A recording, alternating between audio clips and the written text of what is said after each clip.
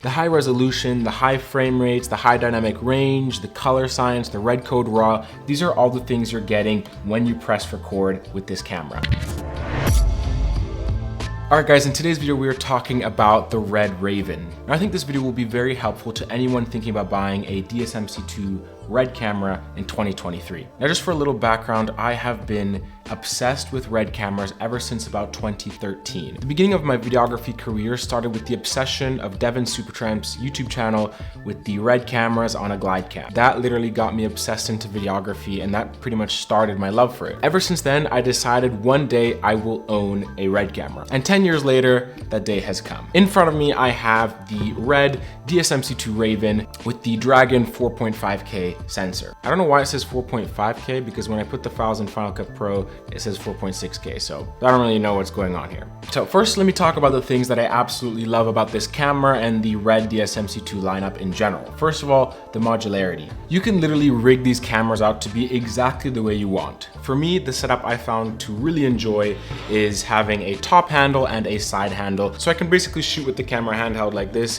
one hand on the lens pulling focus, and then one hand holding the entire body like so. And I've gotten really used to that, and I actually really love it. I find it very comfortable, and the overall weight of the camera helps with the stability, because yes, this camera is quite heavy. The next thing I really love is just the simplicity. The menus are extremely simple to use. You set your resolution, your frame rate, aperture, ISO, and white balance all there on the screen, and then you pretty much just start shooting. And this was really exciting to test out a new camera system because I was used to the menus and the interface of Canon, and it's always nice to branch out into a new system where you have no idea how to use it. But honestly, using the Red was very simple. Anyone can pretty much pick this camera up, and if they understand the rules of videography, they can start shooting. Which leads to the next thing I really love about this camera, and that's the fact that you're shooting red code raw. Albeit unethical that Red kind of patented the red code raw, or their raw 4K format. I'm not gonna lie, it's amazing. I'm not used to shooting raw. I usually shoot with the Canon R5, and however I expose my image is pretty much how it's gonna be. But with this system, it's absolutely amazing. The ability to change not only your ISO,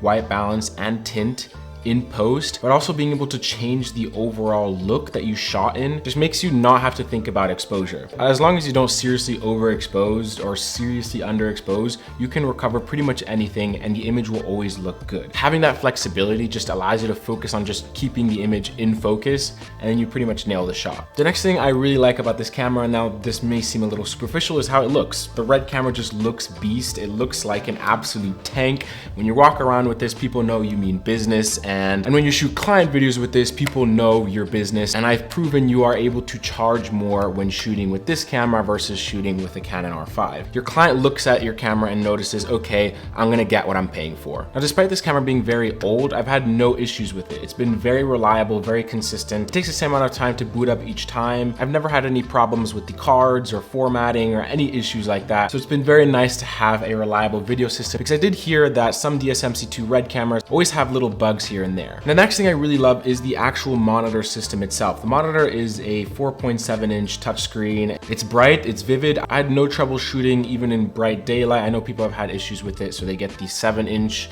or the 7-inch bright monitor, which are very expensive. But for me, I really like this size. It feels a lot more compact, and it's already a lot bigger than the 3-inch screen on my Canon R5. So having a big bright touchscreen is very convenient when shooting outside and manually pulling focus. Now finally, of course, the most important thing, the image. The image quality out of this camera is just amazing. It's sharp, it has a lot of dynamic range. The dynamic range in this camera really shows you the difference between a photography, videography, mirrorless camera versus a dedicated cinema camera. I believe this is rated to about 16.5 stops of dynamic range. I don't know how to measure dynamic range exactly. All I know is this has way more than the Canon R5. I shot some side-by-sides between the Canon R5 and the Red Raven, and with the Red, it's just nice that you can just choose how you want to expose after the fact. The high resolution, the high frame rates, the high dynamic range, the color science, the red code raw, these are all the things you're getting when you press record with this camera. Being able to shoot 120 frames per second in 4.5K just yields amazing results. I took this to Switzerland and I shot some amazing videos with it. That said, let's talk about the cons. Now, there are a few things that bother me about this camera, and it's not this camera's fault, but it's just my fault as a style of videographer. First thing I'm not used to is not having the autofocus. I know most cinema cameras do not have autofocus, but some do. And because mirrorless cameras like the Canon R5 or the Sony a7S III are getting such high quality video with autofocus, the gap between the quality of a cinema camera and a mirrorless camera like the R5 or the a7S III is really shrinking. So I really feel the weight of not having autofocus because I'm really used to that. Which really hurts my heart because back in the day, I had no problem manual focusing with the Sony a7S II as well as the GH5. But I've been spoiled with the new Canon system, so always having to punch into the image to make sure it's perfectly in focus is a little annoying. The next thing I don't really like, and it's another reason why I'm just kind of spoiled, is the size and weight. Albeit a benefit when shooting handheld, traveling with it is crazy. When I flew to Milan, I was able to carry a backpack and a carry-on. When I had to weigh them, my carry-on with my clothes, shoes, and some camera gear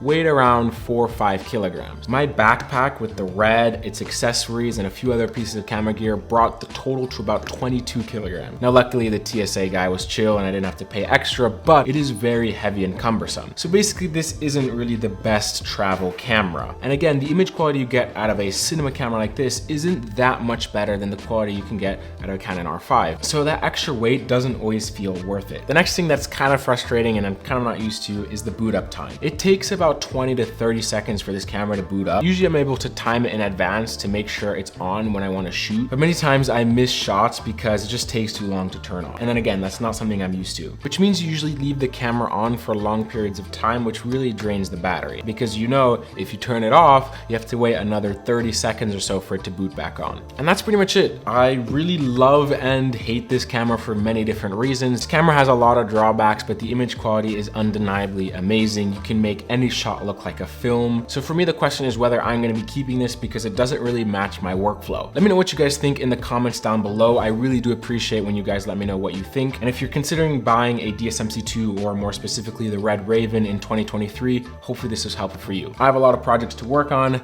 I'll see you guys in the next video. Peace.